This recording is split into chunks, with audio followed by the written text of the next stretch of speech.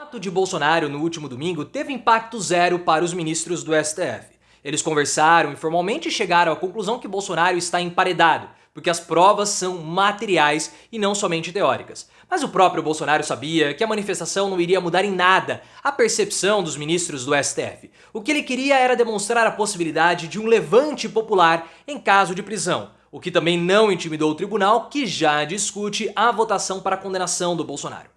O que me preocupa, na verdade, é a posição da Polícia Federal de querer incluir a fala do Bolsonaro no discurso dele sobre a minuta golpista no inquérito, porque isso pode soar como perseguição. E é desnecessária essa fala do Bolsonaro para condenar o ex-presidente. Mas eu quero saber a sua opinião sobre isso. Bolsonaro está mesmo emparedado? Haverá esse levante popular contra ele? Você teme essas posturas da Polícia Federal de soarem como excessos? Se você concorda que o Bolsonaro está emparedado, deixa o like e se inscreva no canal. A avaliação dos ministros do STF sobre o ato de Bolsonaro foi trazida para nós pelo Guilherme Amado, do Metrópolis. Logo depois do domingo, quando a manifestação acabou, os ministros do STF bateram um papo, trocaram um fio, mandaram mensagens um para os outros. E é claro que não é trocaram um fio, mas bateram um fio. Mas vamos aqui fazer certas picadinhas porque eu adoro esse tipo de coisa. Enfim, os ministros conversaram de modo informal e chegaram a algumas conclusões. A primeira delas é que Bolsonaro está acuado. E isso ficou claro com um discurso bem ameno do ex-presidente, até mesmo pedindo anistia. Não anistia para ele, mas projeto de anistia para anistiar aqueles que foram condenados pelo 8 de janeiro, e Bolsonaro acredita que ele vai ser condenado também pelo 8 de janeiro. Mas não só. Aí que está a situação para o Bolsonaro.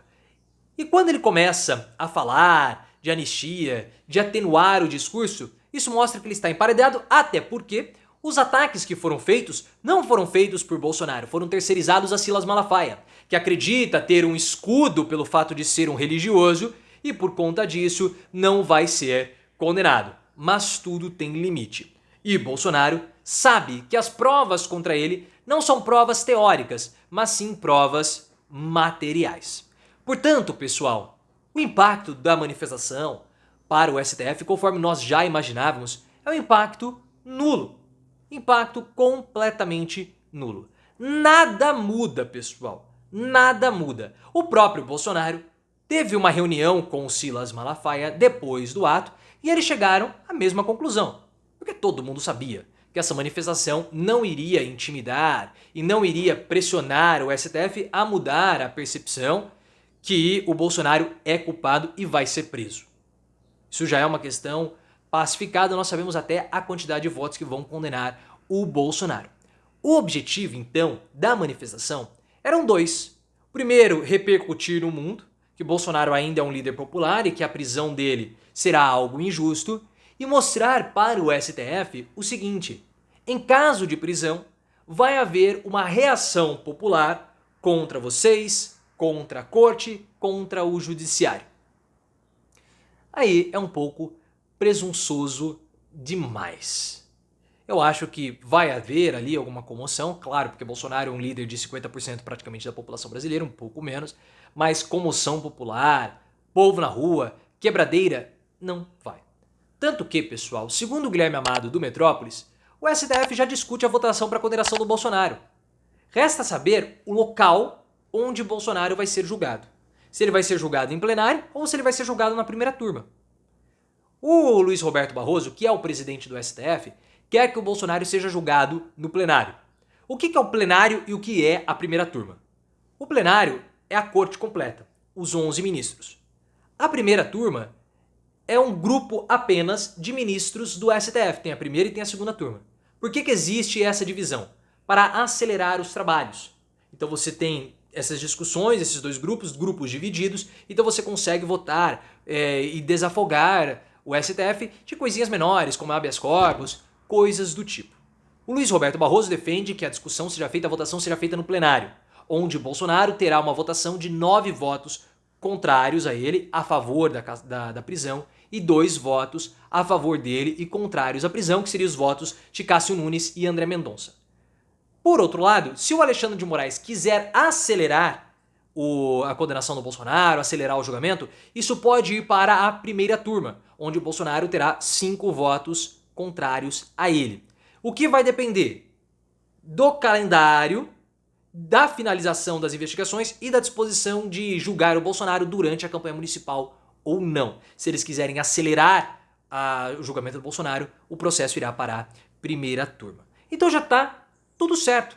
E é exatamente por esse motivo, pessoal, que eu vejo que é um erro da Polícia Federal querer incluir no inquérito a fala do Bolsonaro a respeito da minuta do golpe que ele proferiu lá na manifestação na Avenida Paulista.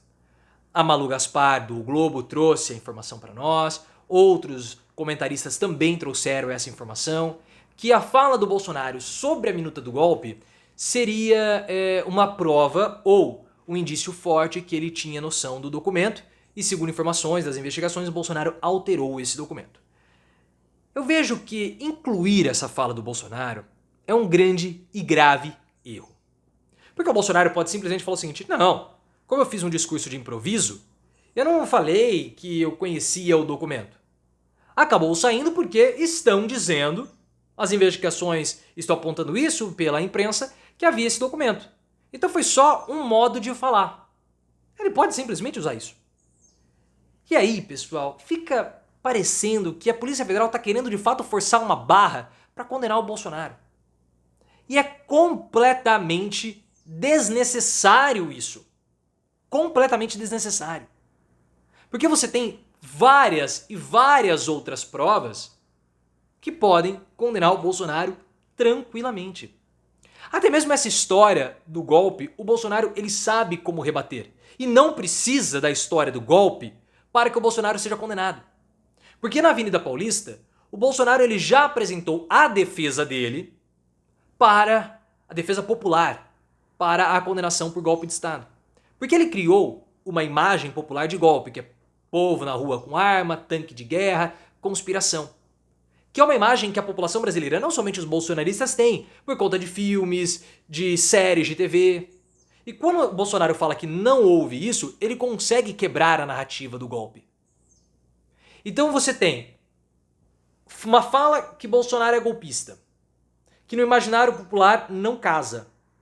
E depois a Polícia Federal querendo chamar o Bolsonaro para depor por conta de uma prova, de uma fala dele, né? Isso pode soar como perseguição. E tem que haver uma cautela para não soar como perseguição. Porque não precisa disso para prender o Bolsonaro. Nós temos provas materiais como o Anderson Torres. O Anderson Torres, pessoal, ele foi fatal para o Bolsonaro. Porque ele atuou para bloquear os locais de votação no Lula no segundo turno. Ele fez isso. Houve uma ação. Nós temos a falsificação do certificado de imunização do Bolsonaro. Nós temos também o quê? As joias. E o principal de tudo, Bolsonaro matou 700 mil pessoas durante a pandemia. Nós temos o relatório do Renan Calheiros à CPI. Uma investigação que foi barrada pelo Augusto Aras. Se essa investigação surgisse, voltasse, fosse desengavetada, não haveria a necessidade de querer ficar forçando barra com o discursinho de Bolsonaro na Avenida Paulista para condená-lo. Não há essa necessidade. Até porque, pessoal, a estratégia do Alexandre de Moraes, que é condenar Bolsonaro por ser chefe de uma organização que atacava as instituições republicanas, também reside no que aconteceu durante a pandemia. O Bolsonaro, como que funcionava essa estrutura? O Bolsonaro, ele usava as estruturas do Estado, como por exemplo o Ministério da Justiça, o Gabinete do Ódio com os assessores do Bolsonaro, para atacar a reputação do próprio Estado. O Bolsonaro, ele usou o PL, que contratou o hacker de Araraquara, junto com a Carla Zambelli, para atacar o TSE. Depois eles atacavam a Receita Federal para conseguir reaver as joias que ficaram presas. E usavam o Ministério da Justiça também para atacar o TSE.